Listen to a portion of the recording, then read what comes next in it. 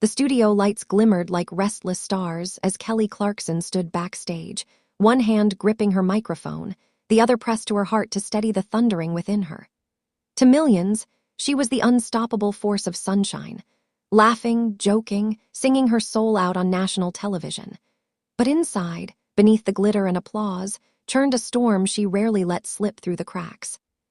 Tonight, however, was different. Tonight, something in her life, and in her wildly successful show, was about to change. Chapter 1: The Hidden Weight. Kelly's mornings always began in darkness. Not because the sun wasn't up, but because her dressing room had no windows, just a soft glow from a vintage lamp she insisted on bringing everywhere. It was her piece of calm, a quiet reminder of the Texas girl she once was, barefoot on wooden floors, singing until her lungs ached and her voice cracked. But lately, the lamp's warm light barely reached the edges of her spiraling mind. Her assistant, Mara, tiptoed into the room. "5 minutes, Kel," she said softly. "You good?" Kelly forced a grin. "Aren't I always?" Mara didn't push, but the truth hung heavily between them. Kelly hadn't slept. Again. The show had become a whirlwind, segments to plan, songs to rehearse, guests to meet, expectations to reach. And then there were the unseen demands, the meetings after meetings, the producers whispering about ratings, the pressure to stay America's voice of joy, even when joy felt like a distant memory. But that wasn't the shocking truth. Not yet. Chapter 2: A Note with No Name. The day unraveled in fast-paced fragments. The monologue, the guest interviews, her signature Kellyoke performance. Her voice soared, but inside, she felt like she was singing to keep from falling apart. After the show, Kelly retreated to her dressing room only to find a folded piece of paper sitting neatly atop her lamp. No one claimed responsibility. No one even admitted being in the room. Her heart tightened as she unfolded it. You need to slow down before something breaks, and it won't be the show. No signature, no handwriting she recognized. And the worst part, it didn't feel like a threat. It felt like someone knew her better than she knew herself. Kelly sat heavily on the couch, staring at the note. "Who sees me this clearly?" she whispered. Chapter 3: Rumblings Behind the Curtain. The next week, strange things continued. Cue cards went missing, even for crucial segments. The wrong songs appeared in the teleprompter during Kellyoke rehearsals. Her coffee tasted off one morning, as if someone had changed the brand she'd used for years. Minor things, tiny disruptions, but enough to rattle her already fragile rhythm. Finally, after a disastrous tapping where she forgot her lines mid-segment, Kelly marched into her producer's office. "Okay, something going on," she burst out. "Someone's messing with the show." Her producer, Damien, glanced up coolly. "Kelly, fatigue messes with memory. Maybe you're overwhelmed." "It's not just me," she snapped, then softened. "Damien, someone's leaving notes. Someone's changing things. I can feel it. Something's wrong." He stared at her for a long moment. "If you want, we can bring on a security consultant." Kelly nodded, though unease crept deeper.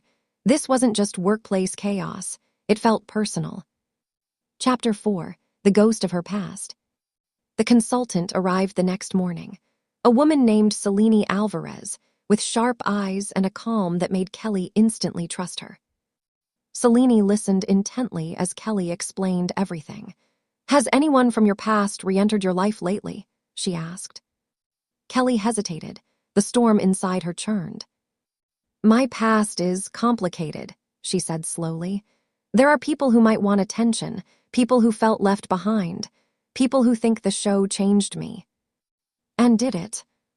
Kelly blinked at the suddenness of the question. "Yes," she whispered, "it did." They walked through the studio, Selene jotting notes. She even checked the lamp Kelly adored so much, the place where the message first appeared, running a device Kelly didn't recognize across its surface. "No fingerprints," Selene murmured. "But whoever left that note wanted you to read it. They know your habits, your routines, your hiding places." Kelly's skin prickled. So it is someone close. Or someone who used to be. Chapter 5: A Camera Left Running. Days later, Kelly found another note, this time beneath her jacket. The show is swallowing you. Stop pretending everything is okay. Her hands shook. That evening, Selene called her urgently to the control room. We checked the footage from backstage, she said.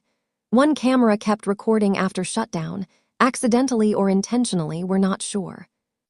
On the screen, Kelly watched a grainy clip where a shadow moved quietly into her dressing room and slipped the second note under her jacket. The figure wore a hoodie. Their movements were slow, deliberate, almost tender. Kelly leaned closer. Rewind.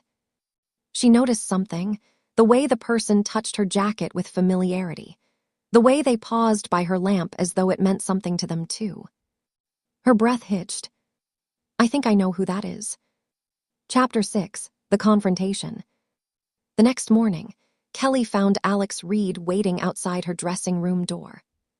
A former bandmate, once one of her closest friends, someone she had lost touch with years earlier during the meteoric rise of her career. His eyes were filled with equal parts guilt and desperation. Alex, Kelly whispered, why? He exhaled shakily. I know it looks bad, Kel, but I wasn't trying to hurt you. You've been sneaking around the studio, stalking me, she demanded, voice trembling with fury and fear. No, I didn't want to scare you. I saw your interviews. I watched the show. You look exhausted. You're drowning, Kelly, and everyone around you is pretending you're fine. Kelly froze. Alex continued, voice breaking. You always took care of everyone else. Who takes care of you? I thought maybe you needed someone to remind you to stop before you shattered. The truth, messy, unwelcome, but real, hung heavily between them. Chapter 7, Light Through the Cracks. Instead of exploding, Kelly sat down on the couch, lamp glowing beside her. Alex, you should have talked to me. You can't just go creeping around studios leaving cryptic notes. I know, he whispered. You're right, I'm sorry, I just panicked. Kelly rubbed her temples, exhausted, but relieved in a strange way. Someone saw her pain. Someone cared enough to worry. And for the first time in ages, she didn't feel invisible behind the glitter of fame. Chapter 8, No More Masks. In the following days, Kelly didn't hide behind jokes or bright smiles. She told her team she needed changes, lighter schedules, more creative freedom, space to breathe. To everyone's surprise, the show flourished. Fans loved seeing a more grounded, genuine Kelly. Her music deepened. Her laughter felt real again. And every night before leaving the studio, she touched the lamp, her reminder that even stars need softness, not just shine.